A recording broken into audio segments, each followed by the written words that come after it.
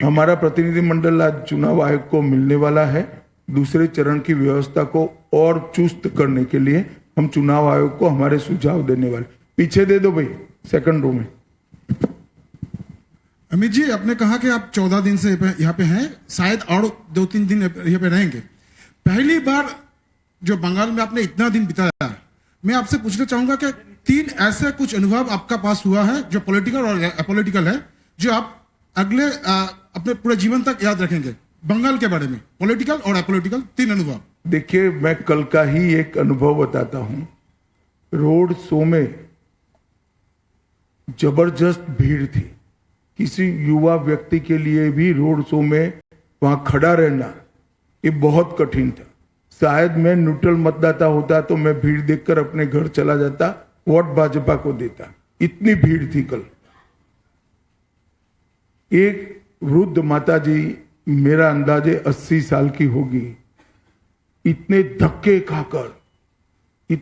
खाकर वहां पर खड़ी थी।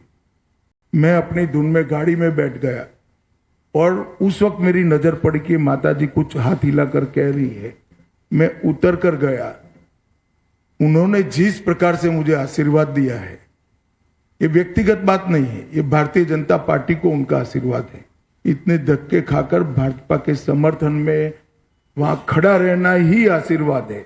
मगर फिर भी आगे आकर पुलिस की बैरिकेड को लगभग तोड़कर मिलकर आशीर्वाद दिया है। मैं मानता हूं ये मेरे जीवन का बहुत बड़ा अनुभव है।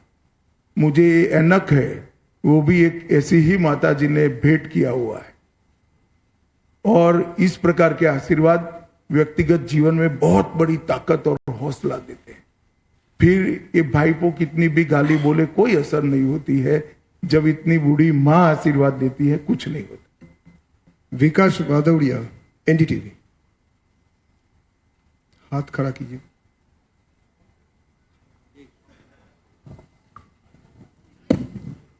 गृहमंत्री जी, मेरा सवाल ये है, आपने कहा कि भाईपो टैक्स यहाँ पर चल रहा है, उस पर कड़ी कार्रवाई करेंगे, लेकिन हमने पिछले कई चुनावों में देखा, अशोक गहलोत की लाल डायरी का मसला आया, कोई कार्रवाई नहीं हुई। भूपेश बघेल के खिलाफ भी घोटालों की बात हुई, कोई कार्रवाई नहीं हुई। अरविंद केजरीवाल तो बरी तक हो गए।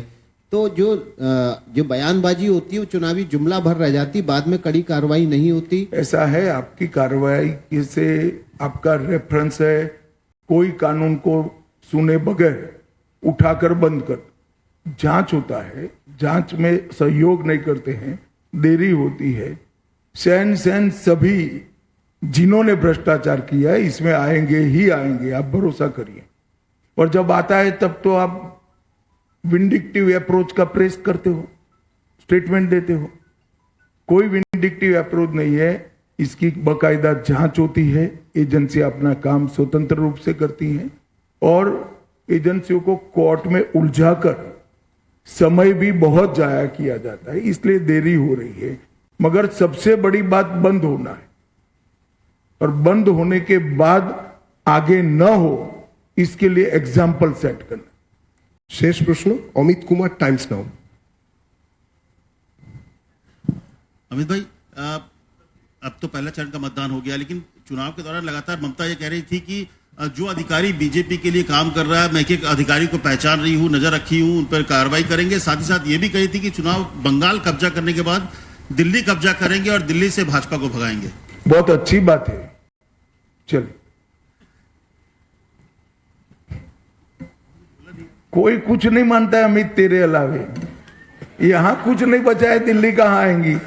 अब मैं क्या जवाब दूं, भले आदमी बोलो। चलो, आपने ये कहा है कि पहले चरण में आपके 110 आएंगे, पिछले बार आपके 57 आए थे। तो अमित भाई, इन 5 सालों में क्या बदला है कि डबल नंबर की आप बात कर? ढेर सारा काम हुआ है। पहले तो मैंने जो कहा कि भय मुक्त मतदान हुआ है, जरा भी इंटरप्शन नहीं हुआ है। और दूसरा, एंटी इनकम्बेंसी भी चरम पर पहुंची है। और ये 5 साल में विशेषकर महिलाओं की सुरक्षा पर जो गंभीर सवाल लगे हैं, इसने सारी माताओं बहनों को एक प्रकार से लामबंद कर दिया है। और हम भी सीखे हैं काफी कुछ। तो मुझे भरोसा है कि बहुत अच्छा परिणाम आने वाला है। Neeraj from Zee News. ईशान,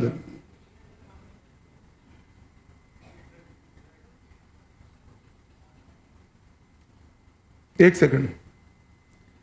अमित जी, मेरा सवाल ये है कि बंगाल के जनता को आप पहले चरण का जो मतदान हुआ उसके बारे में कोई आश्वासन देना चाहेंगे, क्योंकि कल से सौमित्र खान जी समेत भाजपा के कुछ नेता ऐसा आशंका प्रकट किए हैं कि कुछ ईवीएम बदलने की कोशिश किया गया है। ऐसा कुछ हो सकता है क्या? हमने वो आशंका को चुनाव आयोग के सामने रखा है। मुझे विश्वास है चुनाव आयोग पूरी जांच पड़ताल करेगी। नीरज जी, जी न्यूज।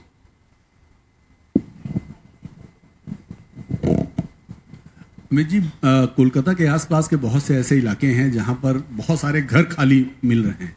कहा यह जा रहा है कि वहां पहले बांग्लादेशी रहते थे, अब वो लोग छोड़कर यहां से चले गए हैं। तो ये चुनाव की आहट से पहले ही बहुत सारे घर खाली हैं, लेकिन अभी बहुत सारे ऐसे घर भी हैं जहां लोग कहते हैं कि अभी घुसपैठ है, लोग रह रहे हैं और बड़े ऑर्गेनाइज वे में घर मकान बसाने का काम किया गया था।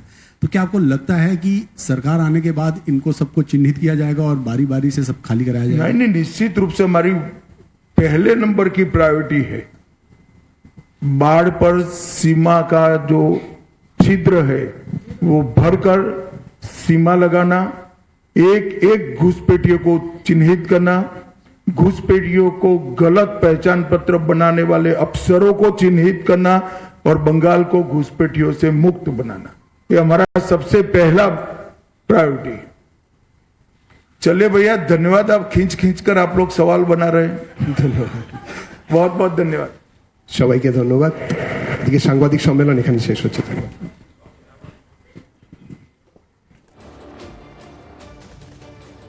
तो देखिए, बड़ी खबर आपको बता रहे हैं, गृह मंत्री अमित शाह की तरफ से प्रेस कॉन्फ्रेंस की गई और इसमें बताया गया कि किस तरीके से बंगाल में अब दीदी को भय होने लगा है, क्योंकि एक भरोसा अब बंगाल को मिल रहा है। तो पहले चरण के चुनाव में बीजेपी 110 सीटें जीतने वाली है, ये बड़ा दावा भी गृह मंत्री के द्वारा किया गया है। बम्पर वोटिंग से बीजेपी उत्साहित है और बम्पर वोटिंग की वजह से बीजेपी को फायदा होने वाला है, ये बात गृह मंत्री के द्वारा कही गई है। तो अब गृह मंत्री को भी इस बात का अंदाजा होने लगा है कि जनता उन्हें प्यार देने वाली है और जो पहले चरण की वोटिंग में हायर परसेंटेज आया है, 92% से ज्यादा वोटिंग हुई है, उसका मैसेज भारतीय जनता पार्टी खुले हाथों से ले रही है और एक विश्वास मान रही है कि जनता ने उन पर किया है। तो पहले चरण की वोटिंग में किसी की भी जान नहीं गई, क्योंकि इससे पहले बूथ कैप्चरिंग की कई सारी घटनाएं, हिंसा की कई सारी खबरें अमूमन आया करती थी। जब बीते सालों में हमने देखा विधानसभा के चुनाव पश्चिम बंगाल में हुआ करते थे, तब खास करके ऐसी तस्वीरें सामने आती थी, लेकिन इस बार कोई भी इस तरीके की कोई खबर, चिंताजनक खबर नहीं आई और ये सब केंद्र सरकार ने, क्योंकि सीएपीएफ की तैनाती करी थी, उसकी वजह से हुआ।